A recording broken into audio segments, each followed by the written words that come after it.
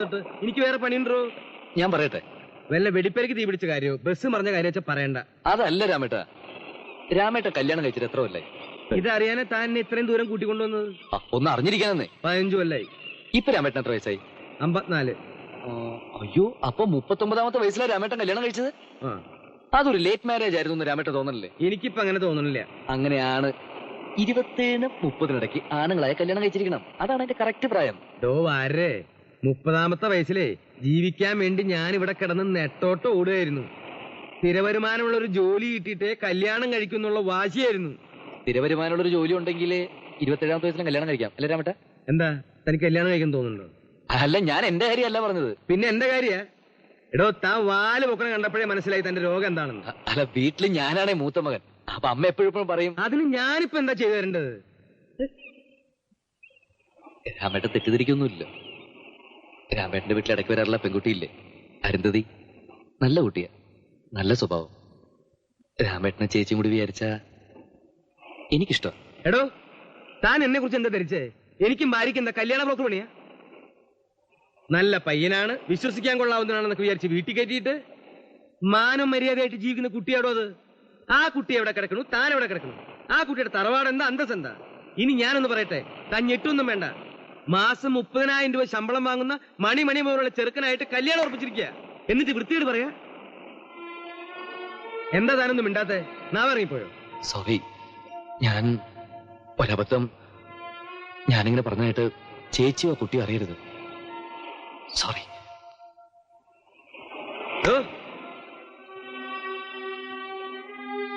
തനിക്ക് ആ കുട്ടിയെ അത്രയ്ക്ക് ഇഷ്ടമായോ?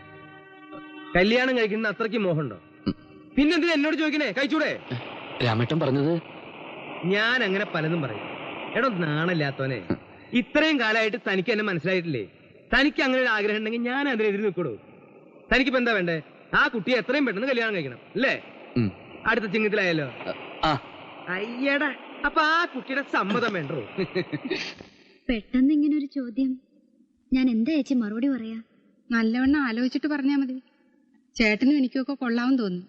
ഇങ്ങനെ ഒരു തോന്നല് തന്നെ ഇതുവരെ മനസ്സിലുണ്ടായിട്ടില്ല. ഇനി തോന്നാലോ, അതിനുള്ള പ്രായമൊക്കെ ആയിരിക്കുന്നു അരുന്ധതിക്ക്. വേണ്ട ചേച്ചി, ഉടനെ ഒരു കല്യാണം ശരിയാവില്ലത്. എപ്പോഴായാലും വേണം. നാടും വീടും വിട്ട് അന്യനാട്ടിൽ വന്ന് ഒറ്റയ്ക്ക് കഴിയുമ്പോ കൂട്ടിനൊരു ആൺതുണ ഉണ്ടാകുക എന്ന് പറഞ്ഞാ അതല്ലേ അരുന്ധതി ഏറ്റവും വലിയ ഭാഗ്യം. എല്ലാം കൊണ്ടും വിഷ്ണു കുട്ടിക്ക് ചേരുകയും ചെയ്യും. വീട്ടിലെ ഇപ്പോഴത്തെ പരിതസ്ഥിതി ആലോചിക്കുമ്പോ എന്റെ ശമ്പളം കൂടി അയക്കുന്നതുകൊണ്ട് അവിടെ പണത്തിന് കുറച്ച് ഞെരുക്കം കാണും. ആദ്യം കവിഞ്ഞൊന്നുമില്ലല്ലോ. അച്ഛൻ മരിക്കുമ്പോ കുറെ കടമുണ്ടായിരുന്നു പല വകയിലായിട്ട്. അതിനും ബാക്കി കിടപ്പുണ്ട്. അതിനിടയില് പ്രാരാബ്ദം ഒഴിഞ്ഞിട്ട് ഇതിനൊന്നും നേരം ഉണ്ടാവില്ല കുട്ടിയെ. ഇതൊക്കെ നടക്കേണ്ട സമയത്ത് നടക്കണം. അമ്മയും കുട്ടിയമ്മയൊക്കെ ഉള്ളപ്പോ അവരല്ലേ തീരുമാനിക്കേണ്ടത്. അവരുടെ തീരുമാനമൊക്കെ നമുക്ക് പിന്നെ അറിയാം. കുട്ടിക്ക് ഇഷ്ടമാണോ ഇല്ലയെന്ന് പറ. അത് ചേച്ചി പറ കുട്ടിയെ. ആ ഭാഗത്തുനിന്ന് ഇഷ്ടമാണോന്ന് അറിയാണ്ട് ഈ ഭാഗത്തുനിന്ന് ഇഷ്ടമാണോന്ന് അറിഞ്ഞാ മതി.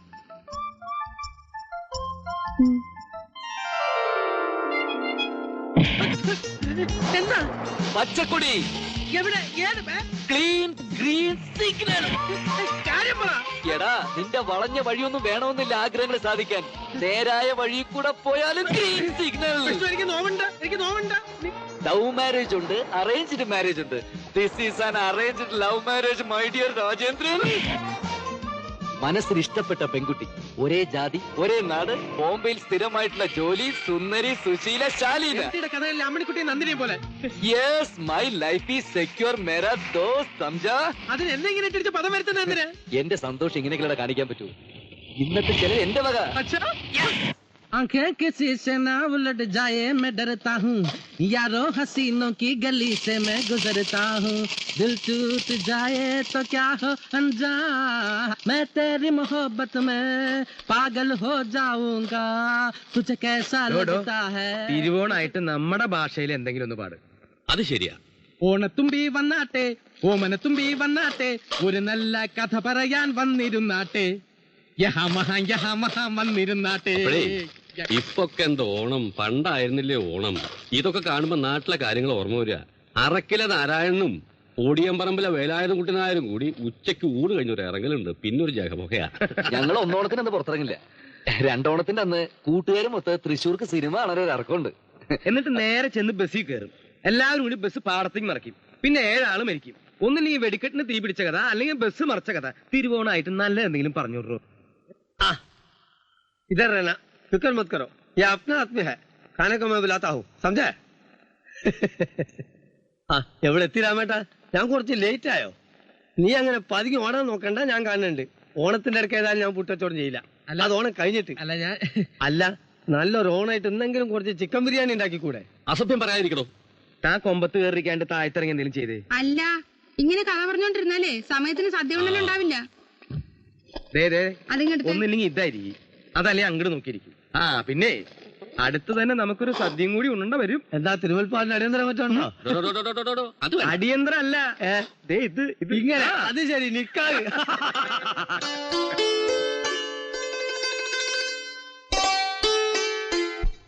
കണക്കൂട്ടലുകളൊക്കെ എവിടം വരെയായി? കല്യാണത്തിന് കാശ് കുറെ ചെലവാൻ സുധാര. അതിന്റെ ഒരു വെപ്രാളത്തിലാ ഞാൻ. അങ്ങോട്ട് കൊടുക്കാന്നല്ലാതെ അച്ഛൻ്റെ നിന്ന് കാലാണ് പ്രതീക്ഷിക്കണ്ട. മടങ്ങി വന്ന വീടിന് പകുതി കൊടുക്കാനുള്ള 5000 രൂപ വേറെയും കരുതണം. ഇവിടെ ഇപ്പൊ 5000-ന് വീടോ ഫ്ലാറ്റോ ഒക്കെ കിട്ടാന്ന് പറഞ്ഞാൽ അതൊരു ലെക്കായിട്ട് കരുതിയാ മതി. തന്റെ കയ്യിൽ നിന്ന് വാങ്ങിയ രൂപയുടെ കണക്ക് ഓർമ്മയില്ലാഞ്ഞിട്ടല്ല, കുറച്ച് അവധി കൂടി തരണോട്ട് സുധാര.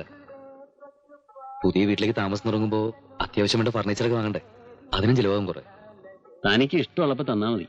പിന്നെ പുതിയ വീടൊക്കെ താമസിക്കുമ്പോ ഞാൻ നാട്ടിൽ നിന്ന് ഭാര്യയും മോനെയും കൂട്ടി ഒന്നങ്ങോട്ട് വരും, ഒരാഴ്ച താമസിക്കാം. ഒന്നിങ്ങോട്ട് വന്നേ, എന്താ കാര്യമുണ്ട്? എന്താ? കടം വാങ്ങിച്ചിട്ട് കൊടുക്കാനുള്ള ഒരു വല്ലവരും പുറത്ത് നിൽപ്പുണ്ടാവും.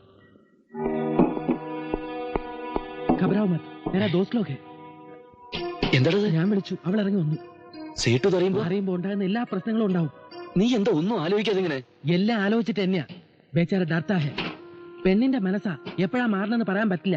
അല്ലെങ്കിൽ ഞാൻ ഈ കഷ്ടപ്പെട്ടൊക്കെ വെറുതെ ആവും. ഈശ്വരൻ, നീ തീ കൊണ്ടാ കളിക്കുന്നത്. പേടിക്കാതെ, നിനക്കൊരു കുഴപ്പമുണ്ടാവില്ല. ഭാവിയിൽ പ്രയോജനം ഉണ്ടാവുകയും ചെയ്യും. ആരുടെങ്കിലും കണ്ണിപ്പെടുന്നതിന് മുമ്പ് വേഗം ഇവിടുന്ന് രക്ഷപ്പെടണം. എങ്ങോട്ട്? അതിനി തീരുമാനിക്കണം. ആ എനിക്ക് അർജന്റായിട്ട് കുറച്ച് കാശ് വേണം. നിനക്ക് തരാവുന്ന നിന്റെ കല്യാണമൊക്കെ മംഗളമായിട്ട് നടക്കും. Wish you A happy married life. ആ നിനക്ക് തരാനുള്ളതൊക്കെ ഞാൻ തിരിച്ചു തരാം. കാര്യങ്ങളൊക്കെ ഒന്ന് കലങ്ങി തെളിഞ്ഞോട്ടില്ല. കരിമ്പാട് പറഞ്ഞേക്ക, ഞാൻ മുങ്ങിയിട്ടൊന്നും ഇല്ലാതെ. ചലോ ദുർഗ.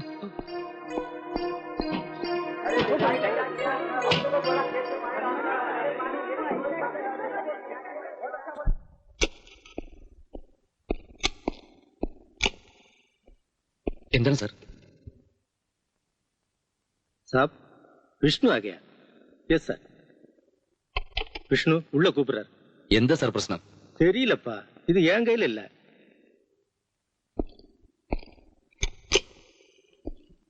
सर, राजेंद्रन कहाँ है? कहाँ है वो साला? मुझे नहीं मालूम सर। इंस्पेक्टर साहब, ये झूठ बोल रहा है. ये उस कमीने के बारे में सब कुछ जानता है. ये दोनों आपस में दोस्त हैं और एक ही कमरे में रहते हैं. इसको बताए बगैर वो साला कहीं नहीं जाएगा. क्या नाम है तुम्हारा? विष्णु. सच सच बताओ. Where is he? I don't know sir. मुझे सच बुलवाना आता है. चलो पुलिस स्टेशन. ആട്ടെ, ഞാനൊന്ന് ചോദിക്കട്ടെ. നീ ചെല്ലനോടത്ത് മുഴുവനും പുലിവാലാണല്ലോ. നിന്റെ നക്ഷത്രം എന്താ? ഞാൻ എന്ത് തെറ്റ് ചെയ്യുന്ന രാമേട്ടൻ പറയുന്നത്? അല്ല, എത്ര കിട്ടി? എന്ത് പെട പെട? അവരെന്നൊന്നും ചെയ്തില്ല. അതെനിക്ക് അങ്ങനെ വിശ്വസിക്കാൻ പറ്റണില്ല. അവരെന്നെ തല്ലിയില്ലെന്നേ. 3 മണിക്കൂർ തുടർച്ചയായിട്ട് ചോദ്യം ചെയ്തു. രാജേന്ദ്രൻ എവിടെയുണ്ടെന്ന് എനിക്കറിയാവുന്ന പോലീസിന്റെ വിചാരം. ആ സേട്ടുവിന്റെ ആൾക്കാരുടെയും തല്ലുകൊണ്ട് ചാവാനാണ് രാജേന്ദ്രന്റെ വിധി. അവന് വക്കാലത്ത് പിടിക്കാൻ പോയി നീ നിന്റെ തടി കടാക്കണ്ട. ഇപ്പൊ ആകെ ബുദ്ധിമുട്ടിലായത് ഞാനാ. കല്യാണമായിട്ട് ഇതിനിടെ എങ്ങനെ ലീവ് ചോദിക്കുന്നു? വീട്ടിലേക്കാണെങ്കിൽ കത്ത് എഴുതി വരുന്നു. ആ പേരും പറഞ്ഞ് സേട്ട് നിന്നെ പിരിച്ചുവിടാഞ്ഞത് ഭാഗ്യാണെന്ന് കരുതിയാ മതി. ഞാൻ ഇനിയിപ്പോ എന്താ ചെയ്യേണ്ടത് രാമേട്ട? ചോദിക്ക്. ഈ ചോദ്യം നീ എന്താ ഇതുവരെ ചോദിക്കാത്തെന്ന് വിഷമിച്ചിരിക്കുകയായിരുന്നു ഞാൻ. ഉള്ള കുരുത്തക്കറികളൊന്നും ഒപ്പിച്ച് ഞാനിപ്പോ എന്താ ചെയ്യേണ്ട രാമേട്ട? ആ ദേ, ഉപദേശങ്ങൾ തരാൻ എന്നെക്കാളും മിടുക്കി ഇവളാണെന്ന് അറിയാലോ തനിക്ക്. ചോദിക്ക്, എല്ലാ കുരുട്ട് വിദ്യകളും പറഞ്ഞുതരും. नहीं नहीं नहीं नहीं, मैं कुछ भी नहीं सुनना चाहता. Sir, my marriage. कुछ भी हो, मैं तुम्हें छुट्टी नहीं दे सकता. Sir please.